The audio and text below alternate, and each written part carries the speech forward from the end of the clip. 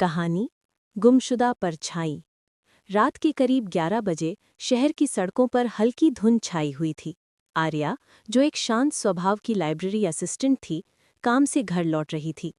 तभी उसे लगा कि उसके पीछे कोई चल रहा है। उसने मुड़कर देखा, कोई नहीं, लेकिन फिर भी कदमों की आहट साफ सुनाई दे रही थी। वो डर गई, तेजी से चलने लगी। घर पहुंचकर उसने राहत की सांस ली, लेकिन जैसे ही उसने दरवाज़ा बंद किया, उसकी नज़र फर्श पर पड़ी। उसकी परछाई वहां नहीं थी। हाँ, उसकी शरीर की कोई परछाई नहीं बन रही थी। वो घबरा गई, शीशे के सामने गई। चेहरा दिख रहा था, परछाई गायब।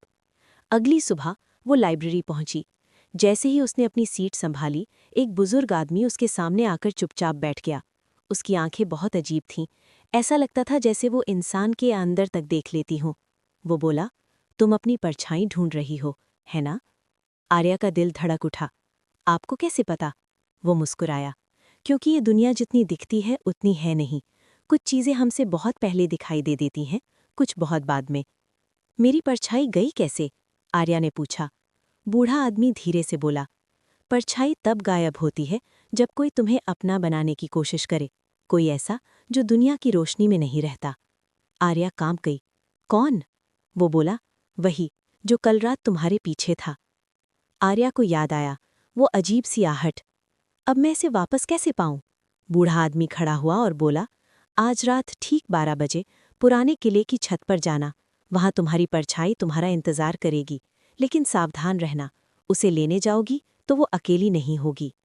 रात आई, आसमान में बादल गरज रहे थे। आर्या कांपते हुए पुराने किले की छत पर पहुंची। वहां दीवार पर एक धुंधली परछाई खड़ी थी, बिल्कुल उसकी जैसी। लेकिन उसके पास कोई और भी खड़ा था। काले कपड़े, बिना चेहरा, सिर्फ 2 चमकीली लाल आंखें। वो फुसफुसाया, तुम दूसरी दुनिया की हो आर्या, इसलिए तुम्हारी परछाई मैंने ले गया। आर्या के पैरों तले जमीन खिसक गई। मैं दूसरी दुनिया की? वो बोला, हाँ, और तुम्हें वापस वहीं जाना होगा। आर्या ने हिम्मत जुटाई, मेरी परछाई वापस दो। काली आकृति हंसी, ले सकती हो तो ले लो।